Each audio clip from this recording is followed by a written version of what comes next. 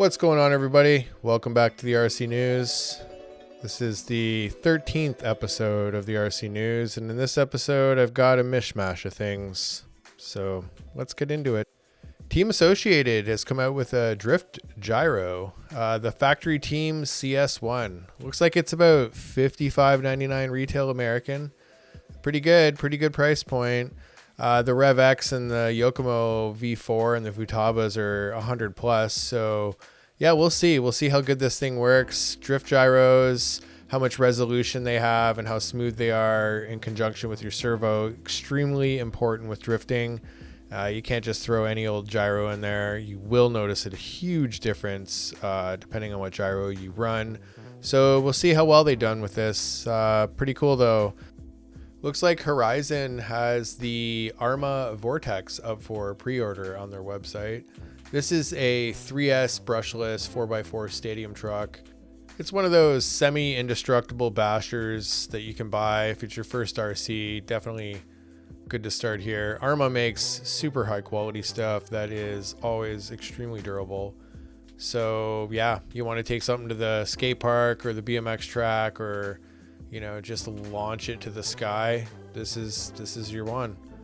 I really like Arma. They kind of give Traxxas a run for their money in that kind of basher world, the kind of vehicle that you can just send it.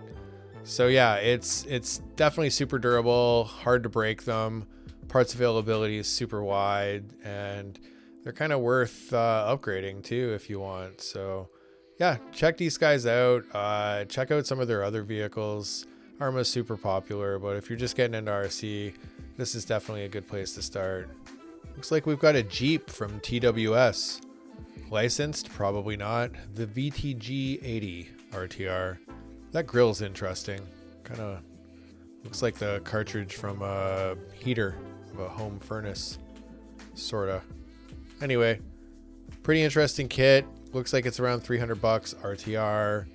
It's got a nice layout, the transmission and the motor and everything. Plastic links. The axles are pretty interesting. Yeah, around 300 bucks. Really can't go wrong as long as they have parts support. Check them out though. Their website's kind of interesting. They've got some pretty interesting stuff on there. It's not so much about this Jeep. It's about TWS. I want to see some of their stuff in the wild. I haven't seen anything out there. Even some of the local hobby shops that bring in some of the Chinese brands, I haven't seen TWS. So just throwing it out there. Pretty interesting retro looking Jeep. Here's some of their specs. Looks like they usually come with a lot of, or offer a lot of upgrade parts. So interesting company. Poke around on their website if you want. That's TWS. Looks like Avid's come out with some titanium ball studs for the B7. This is a super easy way to save weight, both sprung and unsprung weight. It'll probably work on older buggies as well. Just check the lengths here. They put them in the description, which is great. But yeah, it'll probably work on a 6.4 or any of the older buggies, maybe even some other brands too. So titanium ball studs, easy way to save weight. Looks like it's about $47 a set American. And yeah, if you're looking to save weight on your buggy, you're on carpet and stock or something, yeah, I would check these out. T-Works has got something interesting here for 1/8 scale suspension. It's available for a few buggies, Kyosho, Techno, Infinity. Yeah, so check this out. It's essentially different seals that go in top caps that they provide, and the different types of seals will change up your rebound. Now I have noticed over the years, if I run emulsion versus bladder shocks, they do feel different. So yeah, there might be something to this. With RC suspension, you don't really have many ways to adjust rebound or compression, so super important to be able to tune those separate. I'd be interested to see if these give you a little more tunability. Good on you, T-Works. This is interesting. This one's pretty awesome. RC 4-wheel drive has a pulling wheel and tire combo. Well, it's not a combo. You can buy them separate, but it's a 1.9 beadlock and a 1.9 pulling tire. And a little wider. I think the wheel's like 61 millimeters wide, so pretty good. There's the tire. Pretty interesting tread. RC pulling, kind of the subsector of the RC world, kind of goes along with monster trucks. You know, I used to go to a lot of monster truck and tractor pulls when I was younger, so got a stack of tickets from that. But yeah, this is awesome. Even these wheels, you know, you could probably put them on a clodbuster or make some sort of interesting build. RC tractor pull trucks and some of those scale rigs that people build are just so awesome. And we've got an upgrade part for the Groms from Arma. Any of the little Groms, or it looks like it fits the Losi NASCAR as well. Rear knuckle alloy, machined, beautiful, from Exotek. Yeah, so the Granite Grom, the Typhon Grom, the Mojave Grom, or the Losi NASCAR, it appears to fit. These just add strength and durability. They keep the bearings a little more concentric because of the machine surface. So it's definitely a good upgrade for 22 bucks if you're thinking of getting a little bit of jewelry for your Grom. Check them out.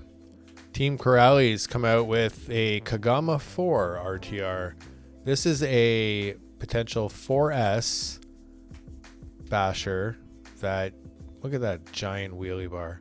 That thing is hilarious. Yeah, this thing, send it to the moon, skate parks, BMX tracks, huge jumps, whatever you want. It's essentially an 8 scale buggy with huge wheels on it and tons of durability. It's so overbuilt. This is Corally. Corally, if this is the same Corally from the 90s, and I'm sure it is, this is a company that used to dominate 12th scale racing, and it's so crazy to see them kind of turn into this.